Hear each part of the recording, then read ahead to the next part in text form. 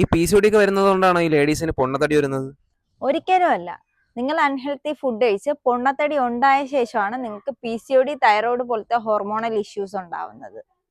അതുപോലെ എൻ്റെ ഒരു വേറെ സംശയമാണ്, ഈ ബ്രോയിലർ ചിക്കൻ കഴിച്ചാൽ PCOD ഉണ്ടാവോ? ഒരിക്കലും ഇല്ല. അതിന്റെ പ്രധാന കാരണം നിങ്ങൾ പറയുന്നത് ഹോർമോൺ ഇഞ്ചക്ഷൻ ആയിരിക്കും.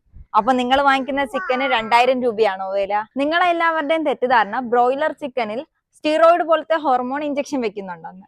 സ്റ്റീറോയിഡ് പോലത്തെ ഹോർമോൺ വാങ്ങിക്കണമെങ്കിൽ തന്നെ മാർക്കറ്റിൽ ഇപ്പോൾ 20 ml വാങ്ങിക്കുന്നെങ്കിൽ നമ്മൾ 2000 മേലെ വില കൊടുക്കേണ്ടി വരും. അപ്പോൾ നമ്മൾ എത്ര കോഴിക്ക് 20 ml വെച്ച് ഇഞ്ചക്ഷൻ ചെയ്യും? അപ്പോൾ അതിന്റെ വില എത്രയാകും? അപ്പൊ ഈ ബ്രോയിലർ ചിക്കൻ വിൽക്കുന്നതുകൊണ്ട് അവർക്ക് എന്താണ് ലാഭം? ബ്രോയിലർ ചിക്കൻ എന്ന് പറഞ്ഞാല് 45 ദിവസം വളർച്ചയുള്ള കോഴി എന്നാണ്. അതിനെ കൊടുത്തിരിക്കുന്ന ഒരു ബ്രീഡിന്റെ പേരാണ് ബ്രോയിലർ. അത് ഒരിക്കലും ബ്രോയിലർ ചിക്കനിൽ സ്റ്റീറോയിഡ് ഇഞ്ചക്ഷൻ വെക്കുന്നത് കൊണ്ട് വന്ന പേരല്ല.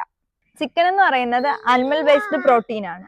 അപ്പോൾ നമുക്ക് അതിൽ നിന്ന് തന്നെ നമ്മുടെ ബോഡിയിലേക്ക് ആവശ്യമായ 9 എസെൻഷ്യൽ അമിനോ ആസിഡ്സ് കിട്ടുന്നുണ്ട്.